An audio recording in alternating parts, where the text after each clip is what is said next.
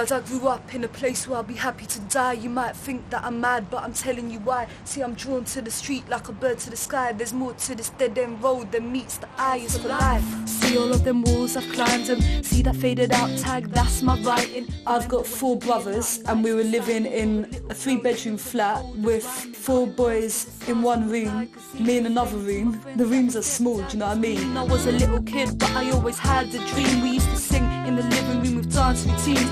I fought with my mum and stepdad and things were really bad at that time.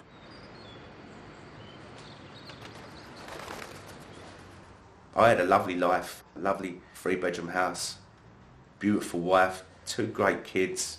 And the beginning of the end really was when someone asked to borrow my van. A few hours later, customs kicked the door in and I found out what I was about to be charged with. Conspiracy with intent to supply and conspiracy to import £9 million worth of cocaine, I think it was. Spent 11 months on remand and they found me not guilty. If only it was just that it cost me, that bit of time, that 11 months. If only that was all. But it's cost me everything. 2004, I split up from my missus. She suddenly became bored with me after her son was born. Just, you know, something's happened to women apparently. And she just totally went off me. The day he was born virtually, you know, just must have been hormonal stuff or something. Just drift apart, don't you?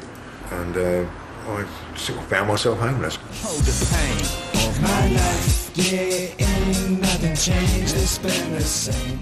I was 16 when I'd been thrown out of home, so I was just hanging around the alleyways all day and night and trying to go around to friends' houses, and their parents didn't want me around and they probably thought I would get them into trouble or something.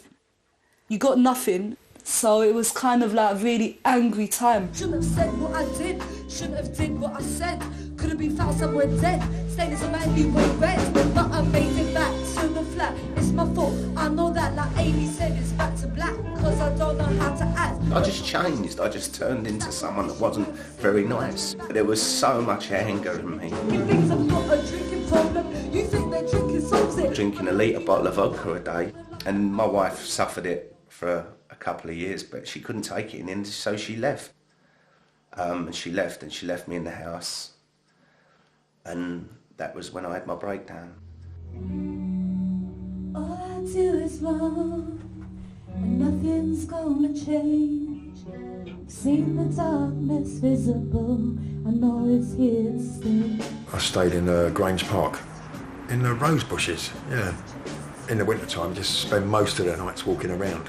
You can't sleep in there because you never wake up. I grew up as a child on the stairs, was always writing lyrics but nobody really cares. Like it's terrifying when you're living in despair with that dark side of me that'll put you unawares, yeah. It's horrendous being homeless. There's nothing worse than having nowhere to call home.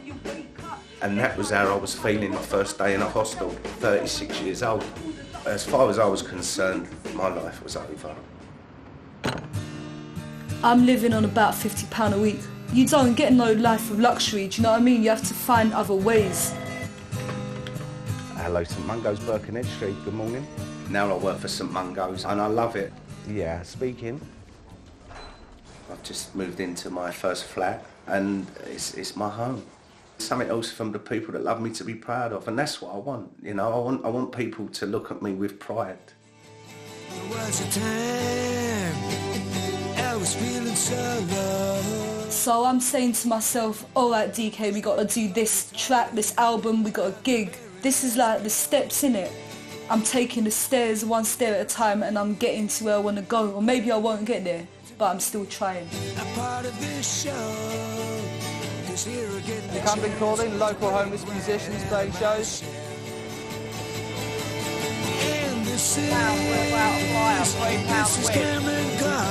I don't feel like I'm fighting the world anymore. You know, I'm going with it. I'm trying to be a part of it and trying to improve other people's lives as well as my own. And hopefully I will. And this is Camden Calling. Putting broken wings back together for a brand new Good evening, everybody, and welcome to Camden Calling at the Enterprise. If you're sitting at home in your flat, you know, you're one person, you feel isolated, but if you're at a gig with a lot of people, you're part of something.